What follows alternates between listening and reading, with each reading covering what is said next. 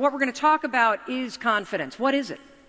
Because a lot of us don't understand it. I know I didn't understand it. I had not the real confidence, I had the fake kind.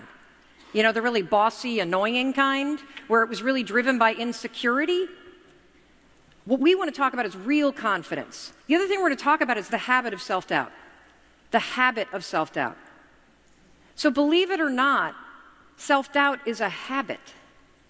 It's a behavior, a thinking pattern that you repeat over and over, and then it becomes automated.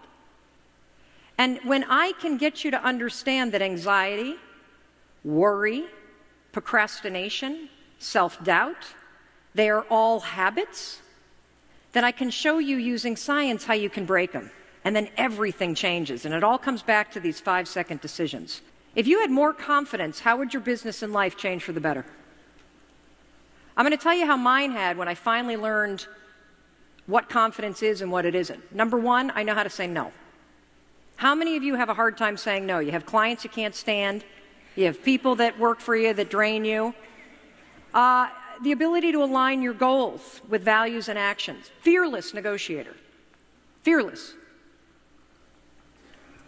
Greater self-control. By the way, let me stop there for a second because I believe that in today's world, this is the #1 skill for you. Self-control. And we're going to give you tools today that are going to give it to you. You're going to make a lot more money, and you're going to be a happier human being. Absolutely, and I'm going to show you how to do it. We can talk about change all you want, but I'm the kind of person that's about real advice for real people, and that's going to require some real action. So as I'm talking, I want you to notice what are the physical sensations, the feelings that come up in your body. When I ask you, how would your life change if you had more confidence, and you have an answer, do you feel yourself shrinking? Do you feel yourself talking yourself out of raising your hand?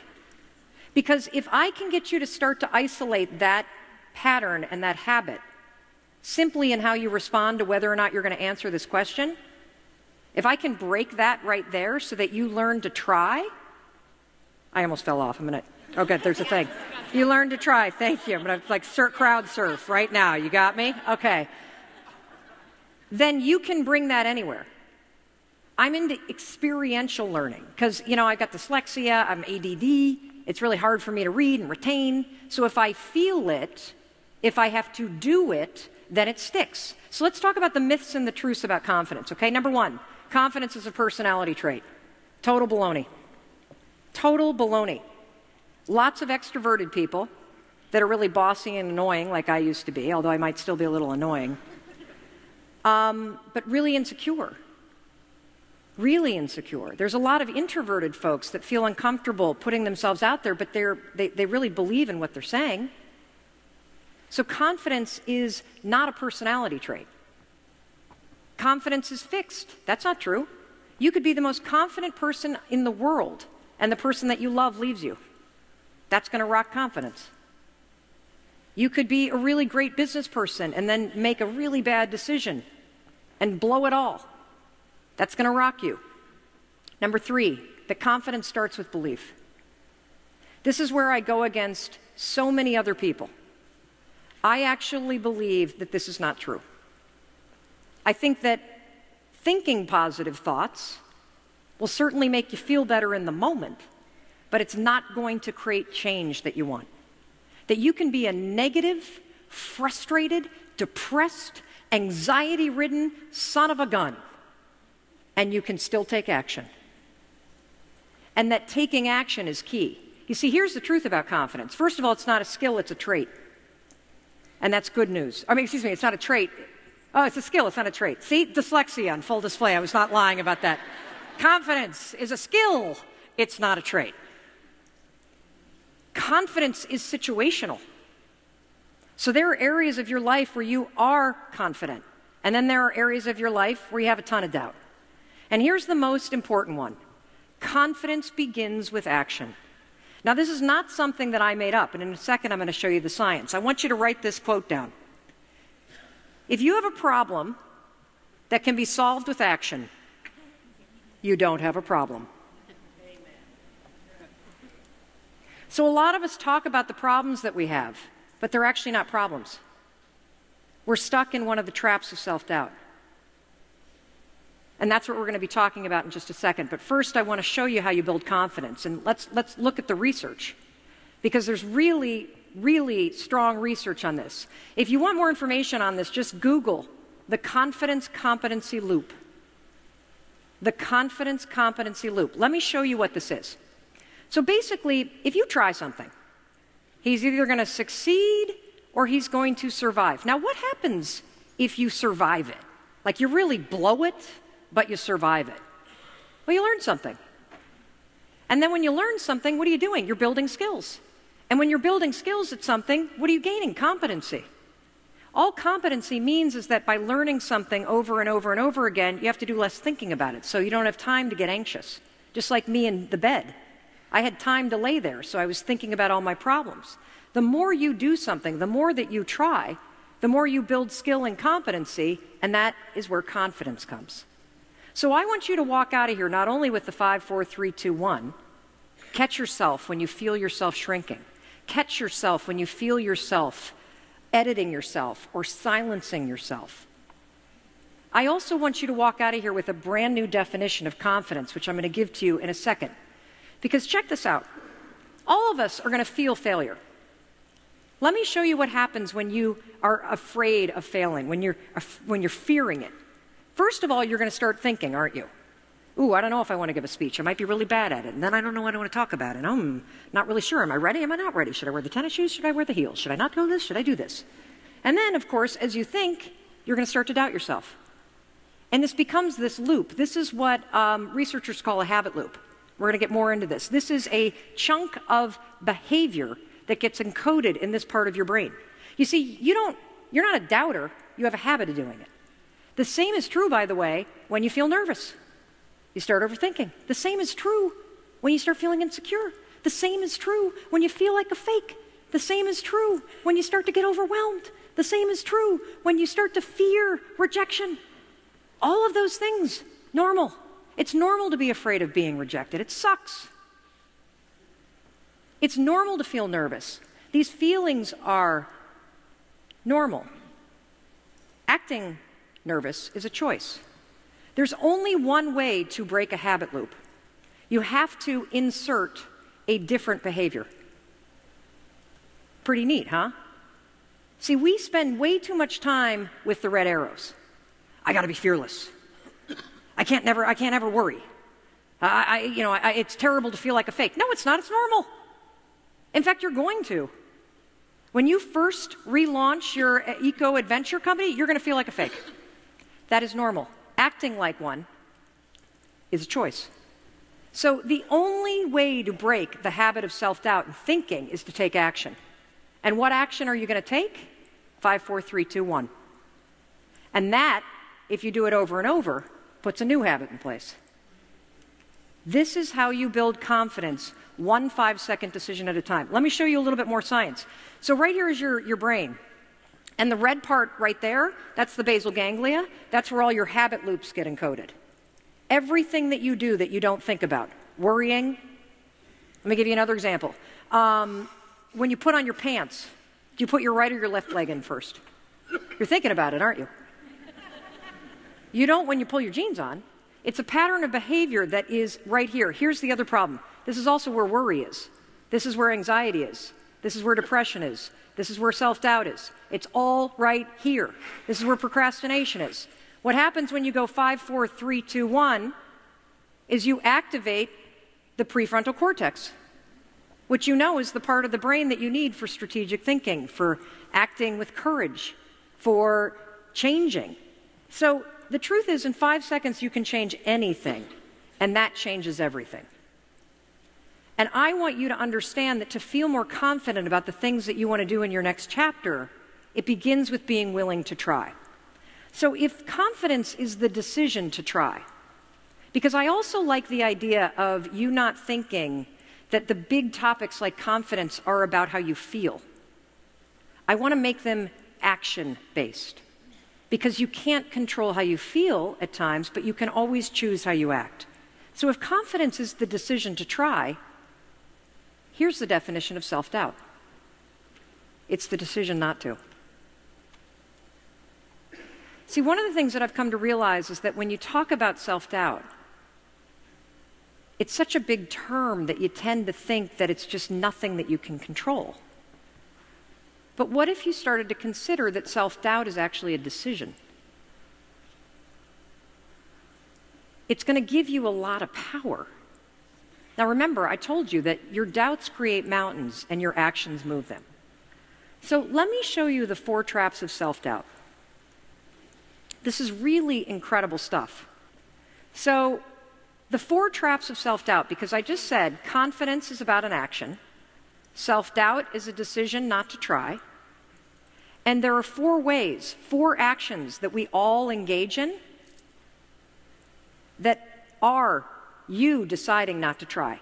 Here they are: hesitating, hiding, hypercritical, and helplessness.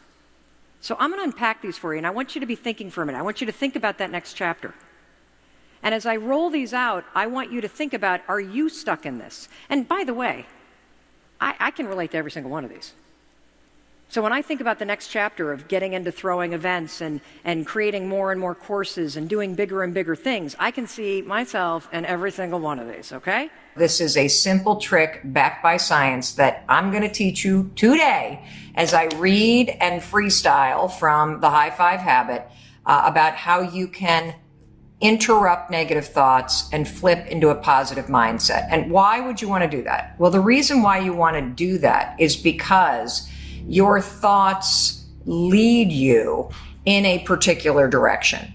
And if you start to allow your mind to dwell on negative outcomes, if you start to obsess that things are not going to work out, if you allow yourself to continue to think negative thoughts, you're not only priming your mind to default to negative, but you will literally, through your thoughts, trigger negative actions. You know, if you think about it, you've had experiences in your life, right, where you've really trashed yourself. You've hated on yourself. And when you continually think that you hate yourself, or you continually tell yourself that you're screwing up, you tend to do things that you hate, don't you? But when you're in a positive mindset, when you're in an optimistic mindset, when you interrupt those negative thoughts and you start to say, well, maybe it is going to work out, or, you know, I got to just keep on going, your thoughts literally can trigger positive action too. And so that's what we're going to talk about today as we read the High Five Habit. Welcome to the live stream. Also, we are going to take your questions. So for those of you that want to read along, page 59, we're going to read 4 pages of the book today, finish chapter 4, and I'm also going to teach you the one trick all confident people use to stay positive. Here we go. So to understand the profound power of accepting and encouraging yourself, which is a way to have a positive mindset, to have a mindset that defaults on being encouraging. Let's look at some research on what psychologists call your core fundamental emotional needs. So let me ask everybody, do you know what your core emotional needs are? There are 3 of them. I want you to go in the comments. What do you think your 3 core emotional needs are as a human being? These are the core emotional needs that every human being needs in order to feel safe, in order to feel connected to themselves, in order to feel loved. What are those core needs, everybody? I'd like you to just write them in the comments, okay? Yep, one's safety, one's love. These are great. What else? What are your needs? Your core emotional needs. I see longing. I see love. These are excellent, excellent responses, everybody. Human connection, love, acceptance. Yep, trust, honesty. What are your core? There they are. I see Felicia's nailed it. To be seen, to be heard, and to be, she says validated, but it can be validated, accepted, or celebrated for the unique individual that you are. So to be seen, to be heard, and to be celebrated and accepted for the unique individual that you are and the unique contribution that you have. When you feel seen, when you feel heard, and when you feel celebrated or accepted for the contribution that you make as an individual, unique individual, you feel safe, you feel like you belong, and at your core, you feel loved. When you don't feel seen, you feel invisible in life. When you don't feel heard, you're going to feel misunderstood. And when you don't feel like you are accepted or validated, you feel completely rejected and disconnected. You feel like you are unworthy or unloved.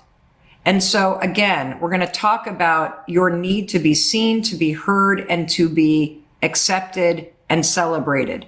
You need this at work. You need this at home. You need this in your relationships, your friendships, your romantic relationships, your family.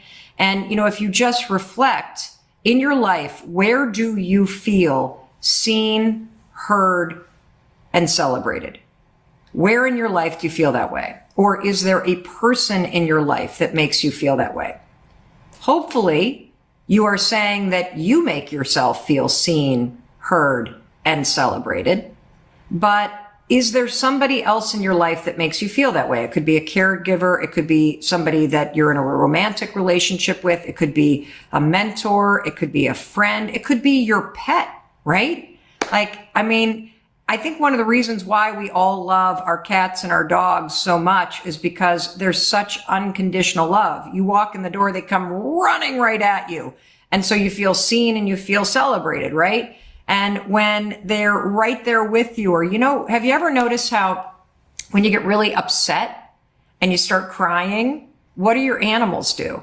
Oh my God, they hear you and they come right on over.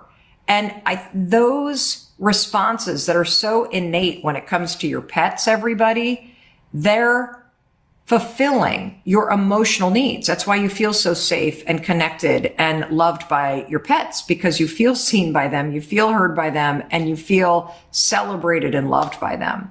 And I do see people saying, I feel that way about my daughter, my mom, a mentor of mine. These core values, when they're missing from your life, of being seen, heard, celebrated, and accepted, this is what leads you to feeling stuck and disconnected and unfulfilled. And the good news is, when you realize that these core fundamental needs truly dictate how you feel and experience your life, now you've got the access point to be able to change how you're experiencing your life by focusing on your core fundamental needs and making sure that they are met. All right. You need these 3 fundamental emotional needs in order to thrive.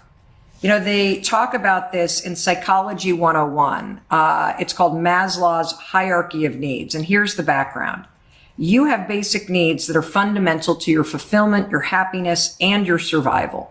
You need water, food, oxygen, shelter, and sleep, right? Because if you don't have water or food or oxygen or shelter, or you get enough sleep, guess what? You die. That's how fundamental these core needs are. You also know that you need friendship, or else you're going to feel lonely. And research shows that people die from loneliness too. It's a huge killer. You may also know that you have a fundamental need to grow, because if you're not growing and learning as a person, you start to feel stuck in your life. But what you may not know is that you do have these core fundamental emotional needs to be seen, to be heard, to be loved for the unique individual that you are.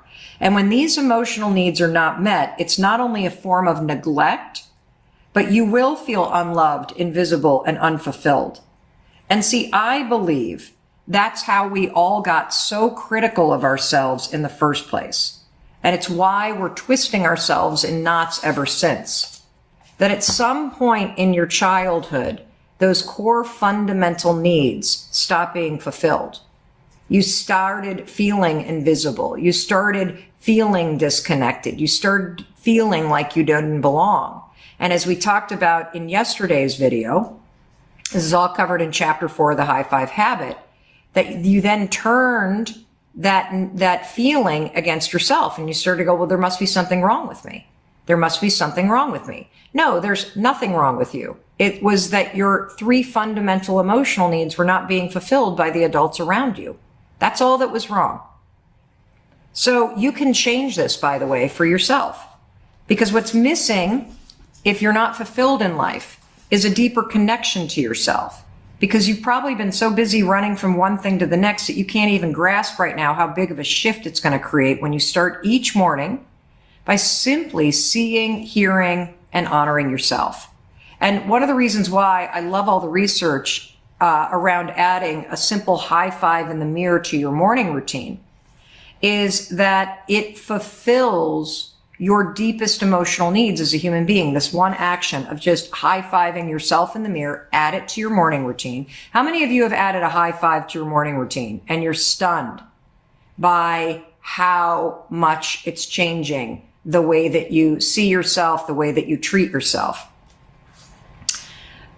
Because as you've learned, these 3 emotional needs were probably never met during your childhood, and you haven't been given the tools until right now to be thinking about this and to start fulfilling these emotional needs as an adult. And, you know, the reason why you feel invisible at work, or you feel outside of your friend group, or you feel disconnected in your relationships as an adult, not to mention the relationship you have with yourself, is because there's something missing. And what's missing is a deeper sense that you actually matter. What's missing is the sense that you are being seen and heard and appreciated.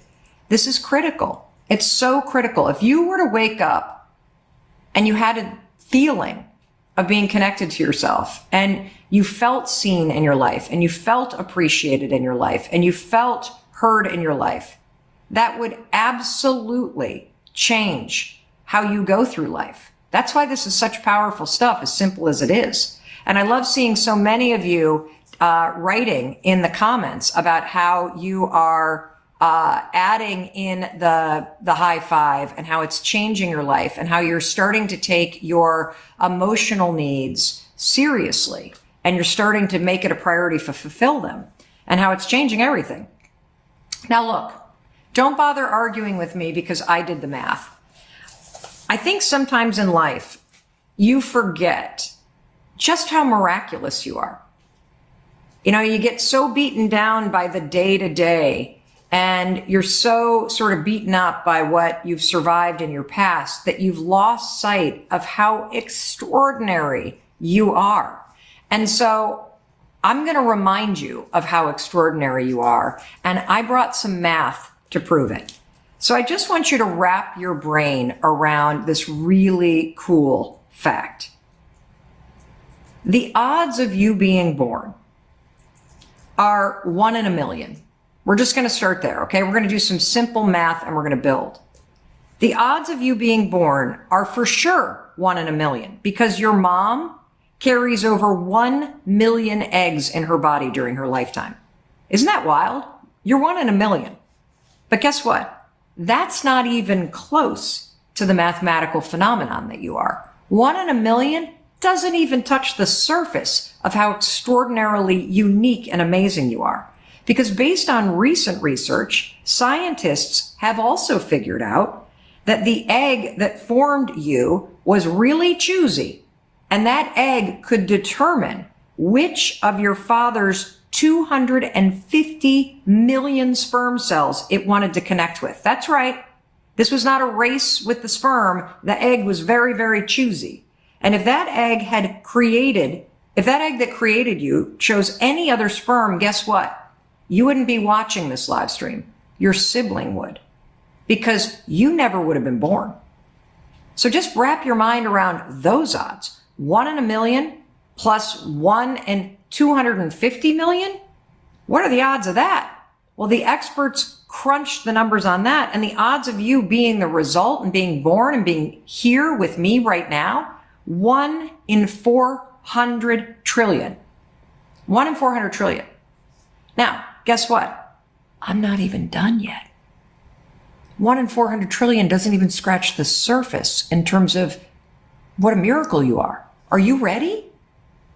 A scientist from Harvard heard me cite that number, 1 in 400 trillion, in my TEDx talk. And he wrote a research paper to say, Mel Robbins, you are wrong. You are such a miracle. The odds of you being born is such a miracle. And the number is so insane. I don't even know how to say the number. Literally, no idea how to say the number. It's like 1 times 10,000 with that little sort of factor at the top with another million. Like, it's bananas. I can't even explain to you what a miracle that you are. And all of this math, it proves something really important. And that is that someone as unique and special as you deserves to be seen and heard. Feeling like you matter, that somebody cares about you, that you are worth celebrating, it is one of your most important and fundamental needs. And I'm here to tell you that because the math proves that you are a walking miracle, there will never be another you. There never has been another you. There will never be another you that will ever walk this earth. You are the one and only, which means you have something extraordinarily unique to give to the world. And feeling celebrated and feeling seen and feeling heard, it is so tied into your existence because of how unique you are. That's why you long to be recognized as an individual. That's why you long to be celebrated as an individual. This need, it's so important and foundational to you and the fact that your birth and existence is a miracle, that it's as important to your well-being to be seen and heard and appreciated as food and water. The difference between a good day and a bad day, you know what it comes down to typically, is just being acknowledged by somebody. And you know who's the best person to acknowledge and validate you? You are. And that brings me back to that moment every single morning when you come face to face with yourself in the mirror. High-fiving yourself is so much more than a physical act. It's foundational. It's a transfer of energy. It symbolizes an alliance and a belief in yourself and your ability. You aren't congratulating yourself. You're celebrating yourself as you are. And you just heard the math. Your existence is what makes you worthy of a high five. Your presence, your hopes, your dreams, your capacity to love, your ability to heal, to change, to grow, your heart, your soul. That's what makes you worthy of being seen and heard and appreciated. Not once in a while, but every single day. That's what you deserve. That's what you need. And the miracle of your existence is why you need it. See, when you are able to see yourself, when you are able to celebrate yourself, when you are able to treat yourself in a way that you have been wishing your parents would have, or wishing your friends or your spouse or your boss would, when you take control, this is what you communicate. It's incredible. You're basically, when you're able to hear yourself and see yourself and support yourself, and I believe that simply adding a high five in the mirror to yourself as part of your morning routine, every single day, you start the day by fulfilling those foundational needs that the miracle of your birth demands of you. Number one, you're communicating confidence. You're saying, I believe in you when you do that. Number two, you're celebrating yourself. You're basically like, you're amazing. You got this. You're validating yourself. You're saying, I see you. I'm not going to ignore you or pick you apart. You communicate optimism. I can do this. I can face this day. And I love adding a high five to your morning routine because it is an action. You're demonstrating belief in self. You're demonstrating acceptance of self. And you are sending yourself into the day to take action. Wouldn't it be incredible to feel all those feelings at once? I know it would. It would be mind-blowing. Literally, it could possibly blow up your subconscious because your brain, based on your life experience, is programmed the opposite. It's not been programmed to absorb all this yummy, gooey, amazing validation. But guess what? Your brain loves it. absolutely loves it. See, I believe you were wired for love. I believe that you came into this world whole and complete and loving and seeing and accepting yourself and being deeply connected to yourself. And that's why you miss feeling that way. And it's also why this change of adding a high five to your morning routine is almost instantaneous. This is why the programming that we're activating in your mind, body, and spirit, when you start to acknowledge and accept yourself and treat yourself with kindness, and when you start to flip the way that you think and you start to cheer for yourself and believe in yourself, this is your default. You are going back to who you are when you practice the tools that I'm teaching you. It is your true nature to love yourself. It is your true nature to believe in yourself. It is your true nature to feel deeply connected to yourself and a sense of purpose. That's why you miss it. You can only miss what you know. And so I want you to come back home to who you are. That's what I want you to do.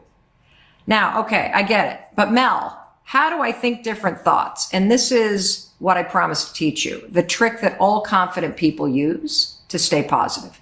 The trick that you can use to think different thoughts. Well, the first step to thinking different thoughts is you have to catch the old thought that takes you low, okay?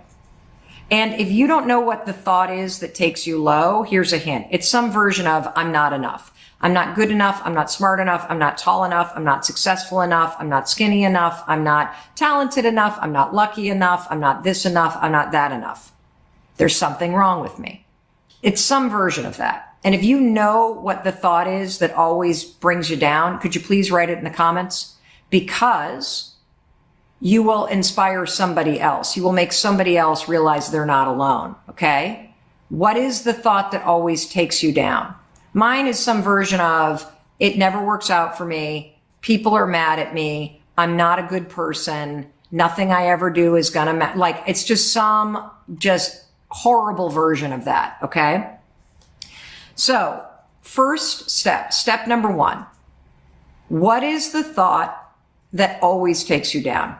I'm not enough. I'm not smart enough. I'm not loved enough. I'll never be this. Like I see this. I'm not good enough. I'm not smart enough. I'm not lovable. I'm not now, never will be. I'm never going to grow up. I'm never going to get it right. I always screw things up. I'm not thin enough. I'm not smart enough. Other people do it better than me. I'm too big. Anyway, keep going, keep going, keep going. Keep writing this down because you're giving other people permission to take a look. I'll never make enough money. I'll never be a good father. I'll never be a good wife. Nobody loves me. Nobody has ever loved me. All of this horse shit that you tell yourself. This has become the default wiring. Step number one is identify what thought takes you down. Okay. It's like dropping a guillotine on your power and on your future and on your possibility. It cuts you off from who you truly are and what you truly want and desire and deserve in your life. And whenever you think this thought, I'll never be loved, I'll never meet somebody's standards, I'll never make the money, you literally also stop yourself from taking the actions that change your life. So great job. You've already done step one. Identify the thought that takes you down. Because here's the cool thing. That's not how you came into this world. You didn't come into this world thinking, I'm not enough. I'm not lovable. I never do anything right. I'll never amount to anything. I never should have been born. You didn't come into the world thinking that. Somebody taught you to think that. And so if you can figure out what that negative thought is, right? Pick your poison. I'm not smart enough, good enough, tall enough, skinny enough, rich, whatever it is. I call it poison. You want to know why? I call it poison because thinking this negative thought is like drinking poison. It kills your spirit and your innate desire to be seen, to be heard, and to be celebrated. You are dropping the guillotine right on yourself when you think this poisonous thought. Okay? Now, what is step two? Step 2 is, yes, you have to identify it, but it's not enough to just identify it. Step 2 is we need to replace it. Okay? We need to replace it. And so I'm going to teach you what you're going to do next. The next time you think that negative, I'm not enough thought, you're going to break the thought by saying, I'm not thinking about that. I'm not thinking about that. And then number 3, we have got to replace the thought. So you're going to catch the thought, you're going to break the thought, and then we're going to replace the thought. That's what you need to do to get this poison out of your mind and start thinking thoughts that align with your fundamental needs. And what are your fundamental needs? It's what we've been talking about today. It's to be seen. It's to be heard. It's to be celebrated. And one of the things that I love about cultivating a high five attitude is the high five attitude is an attitude that aligns with believing in yourself, seeing yourself, and appreciating, celebrating, and encouraging yourself to continue to move forward. That's what you're doing. And so one of the things that you can do, I know this is going to sound crazy, is by adding a high five to your morning routine, it helps you rewire your mind in a very powerful way. And the reason why it will help you rewire your mind in a very powerful way is if your default right now is I'm not enough, when you add this to your morning routine, your brain sees you treating yourself in the exact opposite way of that negative poisonous thought. Because you don't high five somebody that you think isn't enough or that sucks or that you hate. You only high five people that you believe in, that you think are enough, and that you're rooting for. And so add a high five to your morning routine, because that is part of the positive forward programming of plowing new neural pathways in your mind. Again, let me repeat the trick all confident people use to stay positive. You got to catch that negative poisonous thought. You got to break it. I'm not thinking about that. Talk back to it. And then you must replace it. You have to learn how to replace it and program a positive mind, because your brain's circuitry is designed to just repeat the patterns that are there. So simply identifying and trying to break the pattern won't work. We got to replace it and program new neural pathways in. This is why all of you who are high-fiving yourself, whether you're taking the High Five Challenge, go to highfivechallenge.com. It's a free 5-day program that I lead you through. You can do it with 150,000 other people from 90 different countries, or whether you've read the book or watched our videos or listened to these live streams. For those of you that are adding the high five to your morning routine, what are you noticing about the way it's changing your mind? What are you noticing about how those negative poisonous thoughts are starting to be replaced by more positive programming? That's what this book is about, everybody. Write it in the comments. Now what I'm going to do is I'm going to jump to some questions. That is the end of chapter 4. Oh, wait, I've got one more paragraph and then I'll do it to questions. The reason why you want to catch the thought, break the thought, replace the thought is because we want to teach you how to let validation, confidence, celebration, optimism, and action, a high five attitude. We want to teach you how to make that the new default. That whenever you feel yourself going mentally low because of poisonous thoughts, that the thought alone, those poisonous thoughts, they paralyze your ability to move forward. So whenever you think that thought, I want you to learn how to catch it. Because whenever you have that poisonous thought, you don't want to high five anybody, right? You don't want to high five yourself. You don't want to do anything. You don't feel like doing anything. It kills your inspiration and motivation. So we want to catch it. We want to break that thought, and we want to replace it. I have this saying about confidence that I've only recently kind of stumbled into as I've been digging into more research around the science of confidence and the skill of confidence. Because a lot of people think that confidence is a personality trait. It's not. It's actually a skill that you build through action. And a lot of people think confidence is a state of belief. It can be, but that's not where it begins. And so I say that confidence is the willingness to try. That's all that it is. Knowing that you may succeed or survive, but you'll still try. And to me, all those people that we admire most, that's what they're doing. They have the ability to tune into those instincts that are true for them. Because the fact is, there's only one you. That's it. And you matter because there's only one you, and there's only ever going to be one you. And your instincts and your experiences and your inner wisdom is a gift to the world. And every time that you tune it out because of the habit of hesitating or the habit of self-doubt or the habit of worrying or the habit of overthinking, you are robbing the world of that gift that you have to give to everybody.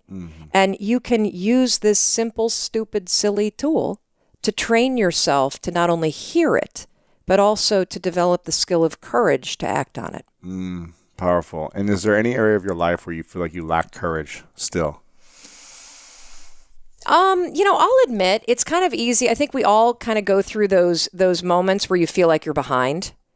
And I think social media is both an incredible tool, and it can also be one of those triggers that makes you feel like, look at how many followers this guy has. And I'm like so tiny compared to this guy right here. Like, it's easy to use technology and social media not for inspiration, but actually as a way to bash yourself that you're not doing what other people are doing. Comparison or whatever. Yes. And so I think that I use the rule a lot for patience. I notice that my insecurity rises up because right now, look, I did a ridiculous number of speeches last year. I travel way too much. I don't want my life to look like that. It's a champagne problem. I get it. Yeah. But I also have 3 kids and a marriage that I love, and I really feel depleted when I'm not with them. And so I'm practicing patience as I make an intentional pivot in the kind of business that I'm running so that I have more of a life that I want as well. Yeah. So that's one area. I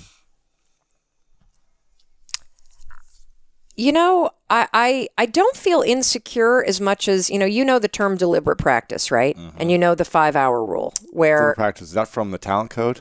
Well, the deliberate practice is actually a psychological principle. I think it was in a book called The Talent Code, but yeah. Oh, yeah? Okay. Yeah. Well, it's a psychological principle that, the 10,000-hour rule. I mean, deliberate practice is in sports. Yeah, so deliberate practice is this idea that, you could do 10,000 hours at anything and become an expert at it, but the way to do it faster is to do deliberate practice, which means you're practicing with the intention of improving, and there's a feedback loop. Yeah, so you do 2,000 hours as opposed to 10,000. Correct. Right. Like, for example, if you want to become an expert at guitar, learn scales.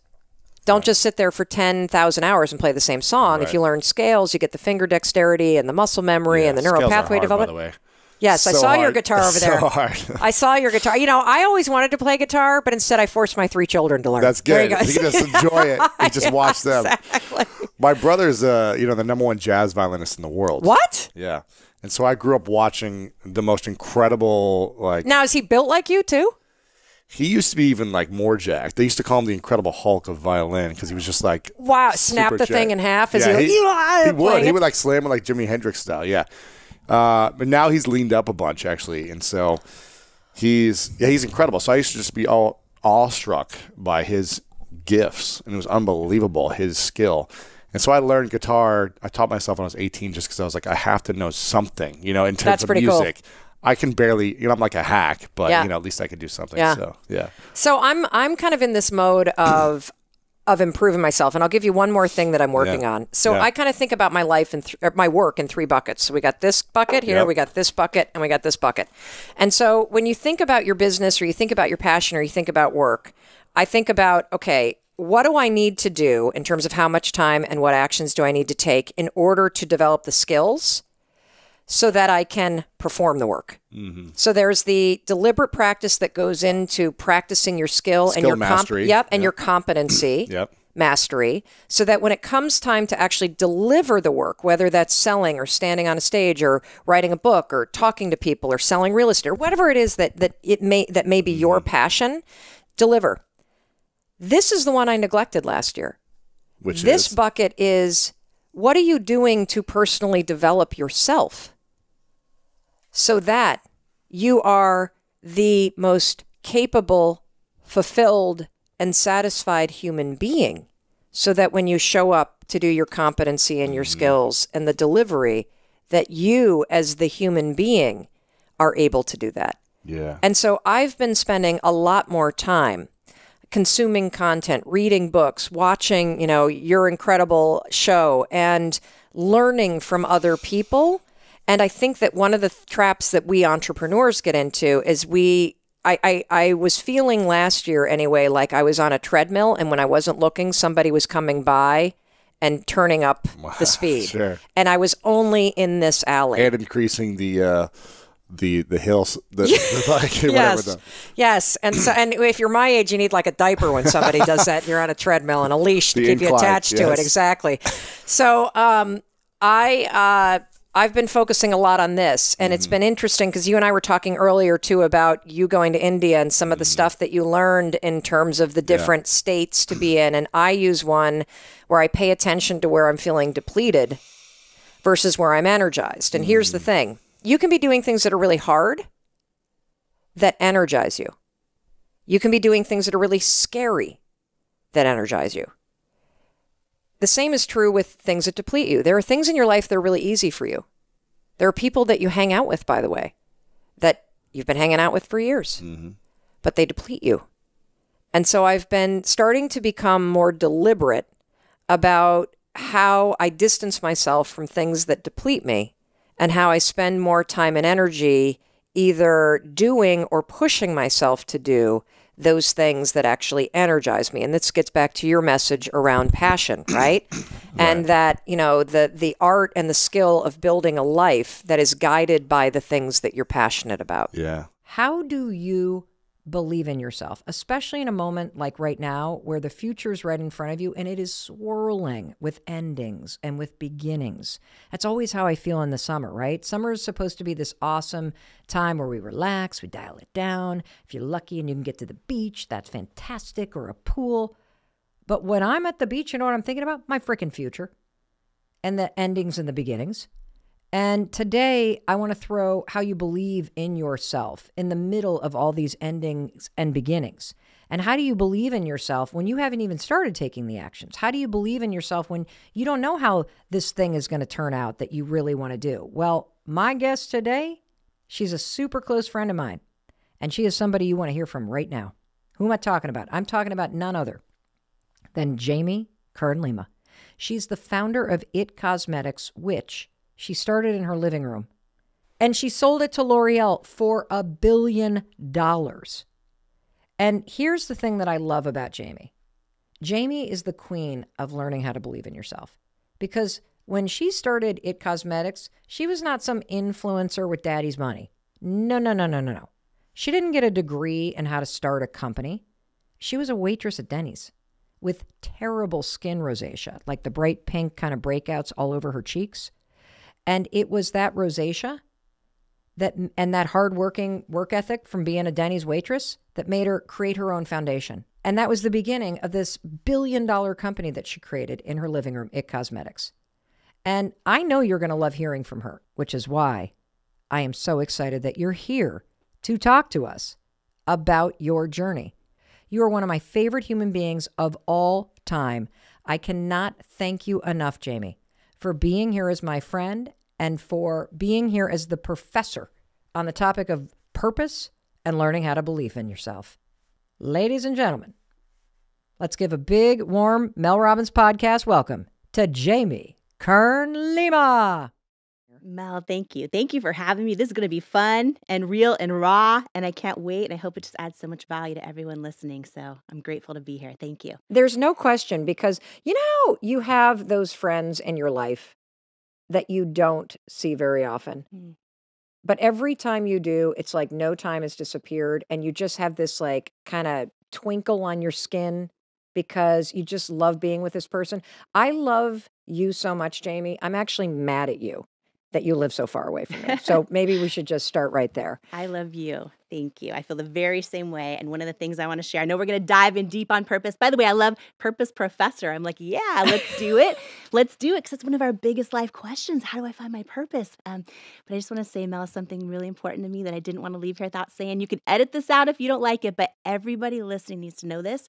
You are one of the rare human beings that is the same off air, behind the scenes, in your everyday life as you are in all the public things. You know what I mean? And you and I have both met so many celebrities and so many people with millions and millions of followers, and it's very rare they're the same. And one of the things I love so much about you is you are even more funny, even more intelligent and brilliant and kind and raw and real in real life. So that congruency is like 1 in a billion. And I love you, and I'm just grateful to be here for you. Wow. Okay. Just that. I think the episode's over now. No, we got to go back in time because, I think one of the reasons why I wanted to have you on is because the entire mission of this show is to empower and inspire you listening to us right now to create a better life, whatever that means for you, to take the simple steps that sometimes feel impossible to pursue your dreams, to improve your health, to create greater connections, to believe in yourself. And Jamie truly is not only the professor of purpose, but her life story is a demonstration in cultivating belief. Belief in your ideas, belief in your intuition, belief in God, belief that things will turn out. And so I want to go back in time because, I've heard you on the stages that you speak around the world talk about how you started as a waitress in Denny's and then from waitressing at Denny's pursued a dream that you had of being on television. And as a fellow former waitress, I would love to start there. Yeah, waitress at Denny's, full uniform, name tag to prove Oh, it. I forgot they had uniforms. Full uniform. What was your favorite thing on the menu? Oh gosh, I love the pancakes. You know what? Just like simple. It's so funny how our steps are ordered, I think, in life. And so often, I remember being a waitress at Denny's. I remember feeling, and maybe someone listening to us can relate to this right now. You have this feeling inside of you like there's something more I'm supposed to do, but you don't know what it is yet.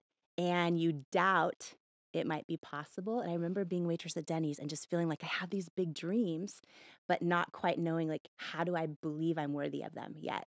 And it was this big season in my life. At the same time, Mel, the kitchen at the Denny's I worked at was a disaster. Like, they would take an hour to get pancakes out.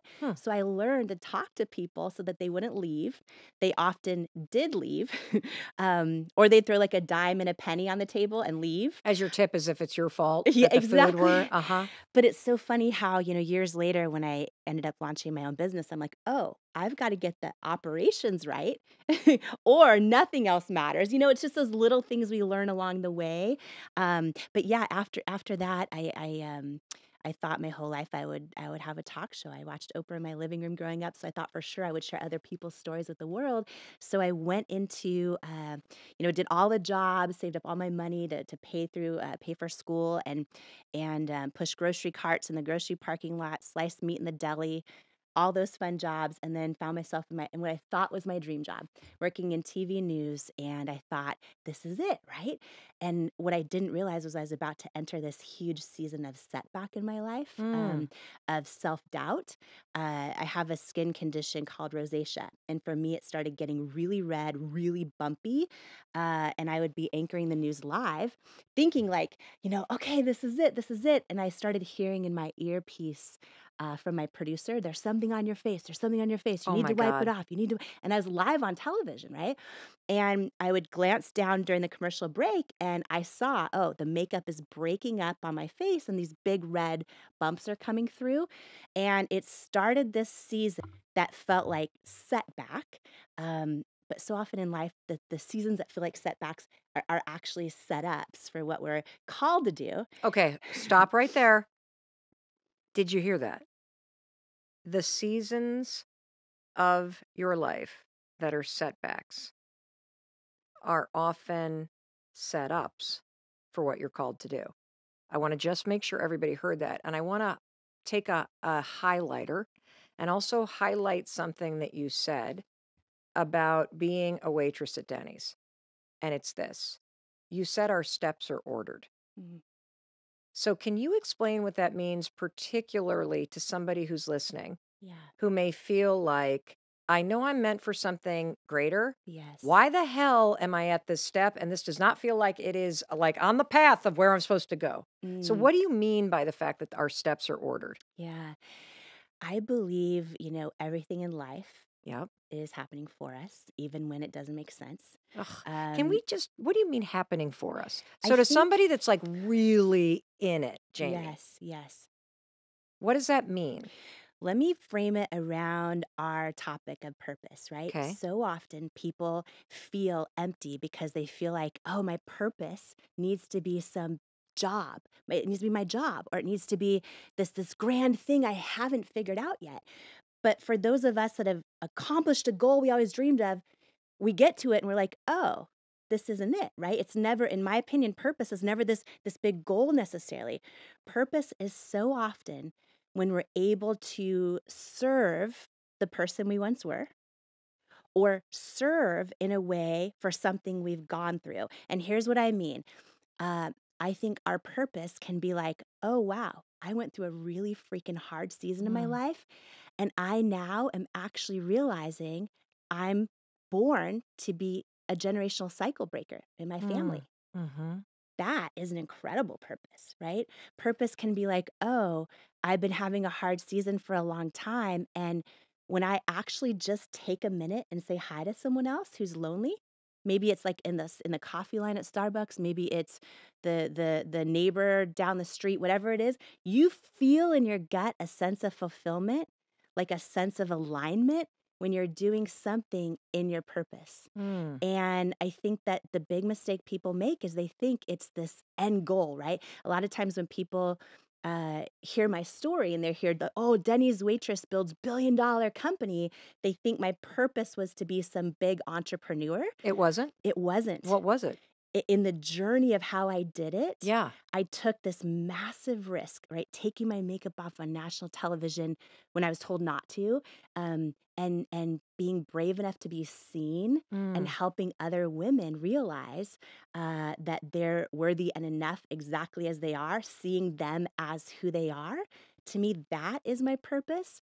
And in doing that, it just a byproduct of that with It Cosmetics is we built a company with millions and millions and millions and millions of customers. And what's wild is 5% of our customers actually have skin issues, like I do. 95% don't. It's just that they felt seen and connected with something that spoke to their soul, right? For me, being willing to say, here I am exactly as I am, no makeup, and, all my skin issues. I think people connected with that feeling of, oh, I'm enough exactly as I am. You know what else I think is a really important part of your story? It is waitressing. Yeah. It's pushing carts in a supermarket. Yeah. It's working in the back house of a restaurant. That's Yes. my story too. Helping my best friend on her paper route, bussing tables. And I think when you work in retail or you work in a service job Yeah. and you feel at times invisible, you start to realize how important it is to treat everybody with respect and kindness. Yes. That there is no work that is beneath you. And when you can bring that level of service to the job that you have right now, even if you hate it, even if people treat you like garbage, even if the back of the house is not getting those pancakes out on time and Yes. people are angry, if you can bring a sense of grace and service and just humility to those roles, I think it changes how you show up when things start working out, because you don't ever forget what it's like to be treated like shit Yes. because somebody was mad that their pancakes weren't out on time. Yes. Yes. And also, you and I have had this experience where we've truly gotten to see and be almost every type of person and every type of environment. And so now it's like, whether it's me building a business or you building one of the top shows in the world, one of the top shows in the world, I feel part of that was like, oh, we understand who's listening and watching you right Yes. now. I Yes. understand who real people are who built, who bought my products. Yeah. And so when you mention steps are ordered, it's like, no matter where you are in your life right now, what you're going through, I believe every piece of it, whether it's, oh, someone just, cut me off in a parking lot and screamed at me, or, oh, whatever it might be you're going through, all of those things are happening for you, I believe, I love so that. that you're amassing this toolbox of understanding and getting strong enough and equipped enough for the purpose you step into. Amazing. So, Professor of Purpose, Jamie Kern Lima, right there. That's your takeaway number one. The steps are ordered. Believe in that. Mm.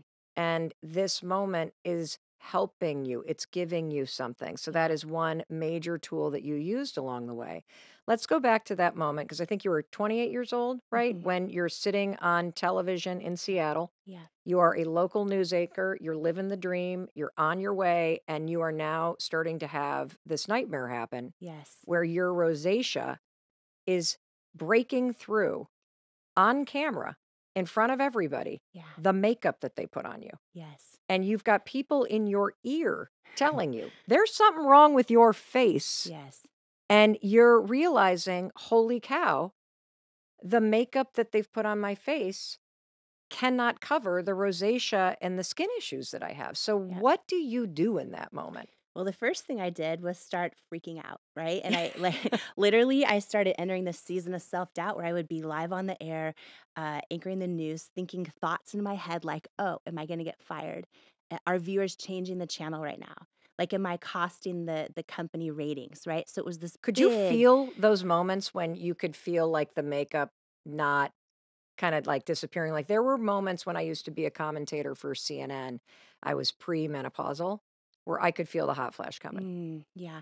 I didn't feel it until they said it in my ear and in my Oh, earpiece. And then what would start to happen was I would get so nervous and stressed out because I kept trying to cover it during commercial breaks. I could feel my heartbeat in my ears. So what I remember is like anchoring the news live, and sometimes you have to be happy, tell this happy story, or you're serious telling.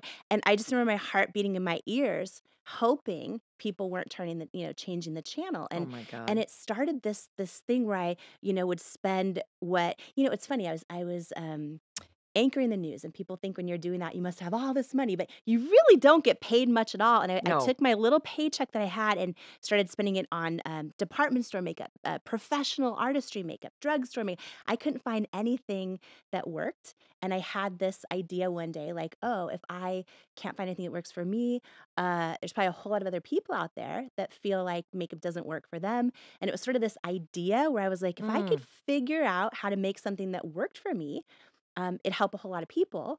And that was my knowing, or this gut feeling. But then my head, Mel, was like, oh, but you got no money, you got no connections, no one in the beauty industry, you're unqualified. So I sat in this place, right?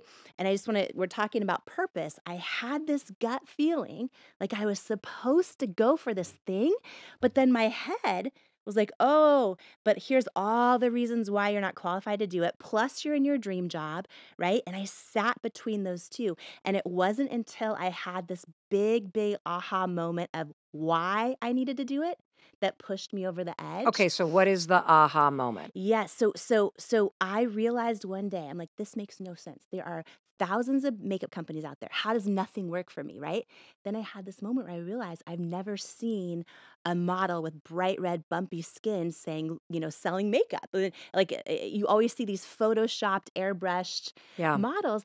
And I realized, Mel, like, wow, my whole life I've actually loved those beauty commercials, and I love seeing the magazines, and I always aspired to look like them, but deep down inside, they always made me feel like I wasn't enough. And I had this moment. I was literally on the news set when this happened, where I was like, wait a minute. What if it's not just about launching a makeup product? Like what if I could actually figure out how to do it, which I had no idea how, and I had no money. But it's like, what if I could actually launch a product that works for me? And what if I actually put real people as models, like every age, shape, size, skin tone, skin challenge. What if I use them as models, call them beautiful, and mean it for every little kid out there who's about to start doubting themselves, and every grown woman who still does, and that deep source of pain from how I was feeling not enough and what could I do about it? That, in my opinion, is one of the strongest ways to find your purpose. It's what has just destroyed you or hurt you that you've maybe made it through, Yeah.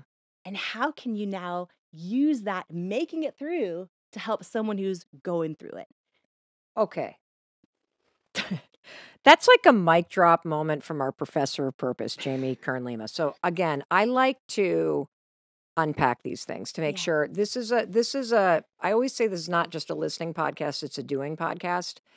And I want to make sure nobody's left behind. Yes. And there was billions of dollars worth of wisdom that you just dropped. And so I want to try to unpack it for anybody that is listening to this and you have this sense that you're made for more. Yes. So one of the things that I heard is look in your life and see what problems or frustrations or things that you're struggling with that feel like a setback. And Jamie gave you the example of the rosacea on her skin and her inability to find something that actually could help her solve this issue of being able to cover it up so that she could do her dream job. And that setback is a setup for something new. And then get out of your own sort of selfish or self-loathing or the self-excuses and the self-pity and remind yourself that there are 8 billion people on this planet now. There are other people that are dealing with this. Yeah. And that if you can figure out how to put your energy into making this better for yourself and you bring other people into the fold with you, you now have something that's worth working on because it helps you and it's going to help other people. And I also want to point something out that Jamie will not tell you, but I sure as hell will. And that is that this was about 14 or 15 years ago. So we're talking 2007, 2008, correct? Mm-hmm. In my opinion, Jamie Kern-Lima is the reason why we have this real beauty movement. There always has to be the first person, and she was it. So when you look around the internet and social media and you see people doing naked faces, that was not something people did in 2007. It was all airbrush. It was all perfection. That was the beauty standard. There were no plus size or curvy models. That was not a thing back then. And so you've got a woman who is sitting in Seattle, who has no experience and no money, deciding that she is going to not only figure out how to create a makeup line for people who have issues with their skin, but that she's going to do something nobody has ever done, which is put real, normal people like you and me into her campaigns when she finally gets this figured out. And she's going to show people what her skin actually looks like in order to sell it. I mean, that was a revolutionary idea. She was the first. And I'm telling you this because you could be the first. You have something inside of you that is a problem, something that you can solve. And you could be the first to change the way that people think about an issue. And so, Jamie, let's pick up the story because how do you go from this aha moment, like, oh my God, oh my God, oh my God, to doing something? Yes. Because I think some of us have aha moments, right? Yep. And then we But we doubt don't him. do anything. Yes, because we doubt him. We Yes. doubt him. We think like, oh, someone's already done it. Yes. Or, oh, whatever. First of all, if you're out there right now and you think, oh, you have an idea or a way you want to show up in the world or someone else you want to help, but you think, oh, someone's already done it. Literally, there's only one of you in the entire universe, which by definition means no one has ever done it the way you're going to do it. So when I launched this. Say that again, Jamie, for the people that are like, whoa, whoa, whoa, kids. Calm down. Wait, Jamie just said something. I was doing my dishes. Say that again. Talk about the fact that this matters. This is huge because I think the biggest reason we talk ourselves out of things is we think, oh, someone's already done it. Yes. Someone's already done it before, who must be smarter than me or more talented or more whatever it is than me. And what I have learned and then proven. And I want to tell you too about I'm going to get so excited, Mel, because no, when you do this thing, like, don't be shocked then when there's millions and millions of rejections and people don't get it, right? Because it's never been done before, right? Oh, Because yes. there's only one of you. There's only one of you doing it the way you're going to do it. But just to recap that, there is literally only one of you in the entire universe, right? And so if you are going to show up to this world authentic, that means whatever you do, if it's authentic to you, it's actually by definition, it's never been done before, right? And so when you show up that way, don't be surprised if not everyone gets it right away. Or, in my case, all the experts I put on pedestals all said no. That this idea of how I wanted to connect with women, they thought it wouldn't work, and they thought I wouldn't therefore make them any money. But can I ask you a question Yeah. real quick? How did you go from the aha Yes. to starting? So what did Yes. that look like? Like, because I Yep. think like if you're in this space where, let's just use an example. You've never actually, you don't know the first, you have this thing about catering that you Yep. just can't get it out of your head. You want to do these events. You've never actually done this because you had never Yes. done anything with makeup. You had Yep. no idea what you were doing. Yep. You have an idea and you have an aha moment. Mm-hmm. What was the first thing that you did to start to make this real? So leaning on that, why I had to do it and why it felt like it was going to be part of my purpose was a big thing that helped me actually take the risk, quit my job. Wait, you And quit your job because you had an aha moment? yeah, it was deep. I was like, if I had What did it all, feel like? it felt like if I didn't do it, I would wake up the rest of my life with this pain in my gut, this longing, knowing I was created for more. It felt like if I didn't do it, I would have the pain of regret.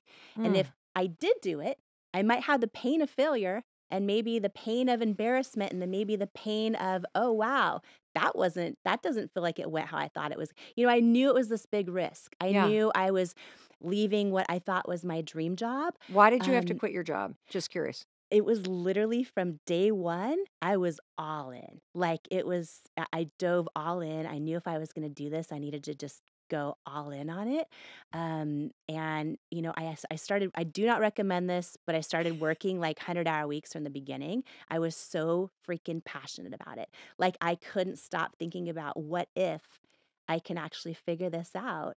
What if I can literally, because it became a big So did you have dream. any savings? Like, do you have a little bit of Very savings? little Because you didn't savings. pay yourself for the first 3 years that you did this. First 3 years. So basically, my husband and I wrote this business plan, right?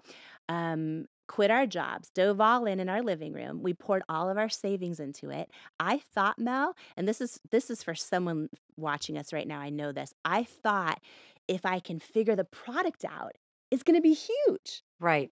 And then I realized, like, oh, being an entrepreneur or launching a dream is not always that easy. We put every penny we had into it, and once we actually created a product, and we were scrappy. If you And want to how know did you create a product? Like, are you in your Yeah. kitchen buying stuff at the grocery store, or how does this even work? Okay, so no, so first, I love that technology is right there, right? So researching how are makeup formulations made, who makes them, what are the FDA regulatory compliance, all the unsexy stuff I know nothing about. Just diving into the research phase of how does this happen, and then what I learned is that manufacturers are makeup companies' closest held secrets, right? Like closest held secrets.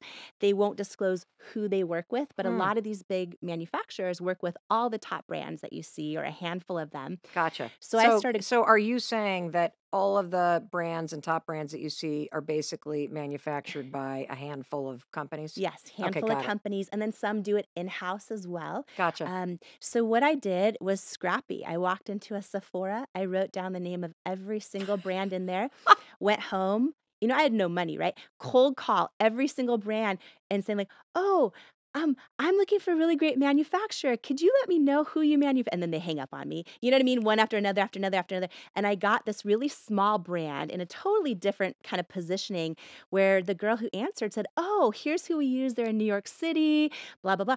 So that was my first manufacturer. Reached out to them, had a meeting in person, had no money, poured this idea out to them. They took a risk making me samples. And that's how it started, was just really being scrappy, and trying to figure it out. All of our money had went into the product development formula and the Yep. advisory board of the product. Yep. And I thought, okay, now we have a product that works for me, right? This was after hundreds of formula iterations. I thought that was going to be it. So is this like year 1 or year 2? Like how long did this take? Yeah, it took a good first year to Okay. get that product. And then what I started doing was sending it to everyone I thought was just going to believe in me instantly. So I sent it to Sephora and Ulta Beauty and all the department stores and all of the online retailers, QVC, which is, live television shopping channel. And I thought, oh my gosh, this is going to be huge.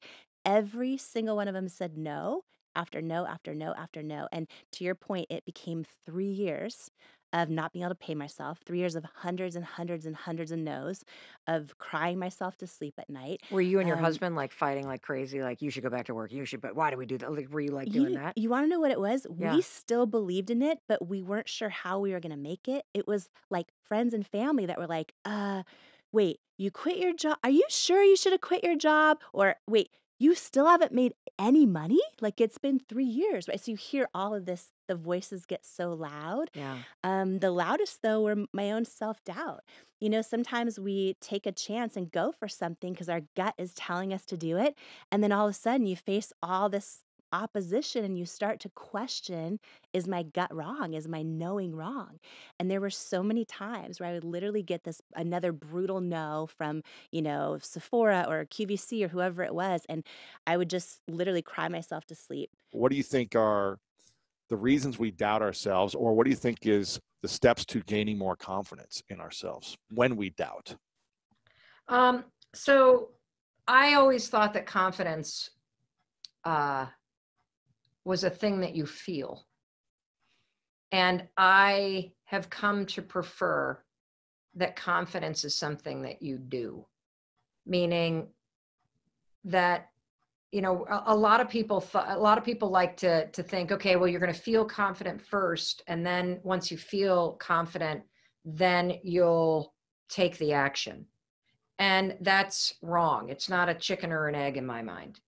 I think what happens is you have to force yourself in a moment of self-doubt to do something.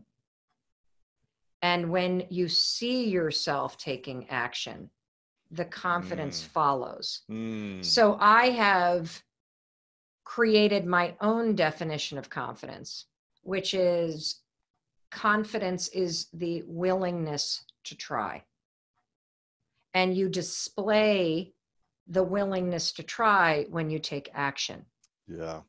It's a lot like the relationship between courage and fear. You can't have courage without fear. Courage isn't the absence of fear. It's acting in the face of it. And confidence isn't the absence of self-doubt. It's being willing to try, even though you doubt yourself. Mm-hmm. That's beautiful. That's going in the book.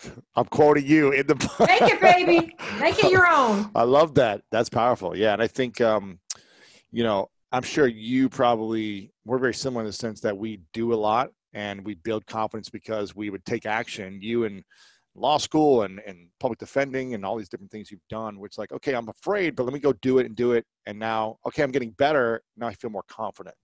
It's not just let me learn something or let me read a book and now I'm confident in a skill that I haven't applied. I must apply it and fail a bunch and realize, oh, okay, I've gotten better. I have fallen over and over and now I'm standing and I'm actually doing okay and I'm doing even better now. Let me build my confidence there. So yes. And look, here's the thing. I think that preparation and studying something so that you feel like you have an understanding of something can be an important first thing that you try, but don't let the studying of something become the reason why you don't actually take the next action. Yeah. Well, I need to get my master's. I need to go to business school. I need to go to whatever, and then never actually do it. When you can Yes. start doing something much sooner before needing to have all the credentials necessarily. Yes, there's very few things. Except for like being a doctor. Okay, maybe don't do surgery. Correct. Yeah. Yeah, a chemist, a doctor, something that requires you to actually have accreditation and specialized knowledge, an engineer, whatever. But most things that you will master in life will not be mastered by reading a book. You cannot learn how to ride a bike by reading about it. You have to get your ass on that seat and find your balance. That's how you find balance, is by falling. Because balance is somewhere in between not being on the bike and falling. Or being on the bike and falling, rather. That's beautiful. Hi, Mel. My name is Tanisha. I'm a first-generation college graduate and soon-to-be law school graduate, I hope. I need your help because my self-doubt is starting to overwhelm me. I have dreamt about being a lawyer since I was 3 years old. I took out loans and I bet on myself that I could be the first in my family to really push the needle and graduate from law school.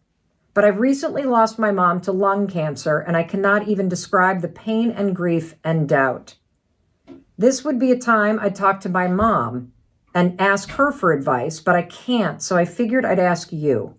I'm so close to the end of law school, but I'm filled with so much self-doubt and overwhelm, and I'm struggling to figure everything out, and I wonder if I should finish or just drop out. So, Tanisha, I'm so glad you asked me, and I want to start with one particular sentence, and that is this.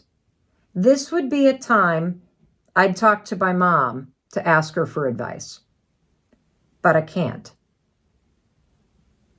I actually don't think that's true. I realize that your mom has passed away, but she's still here.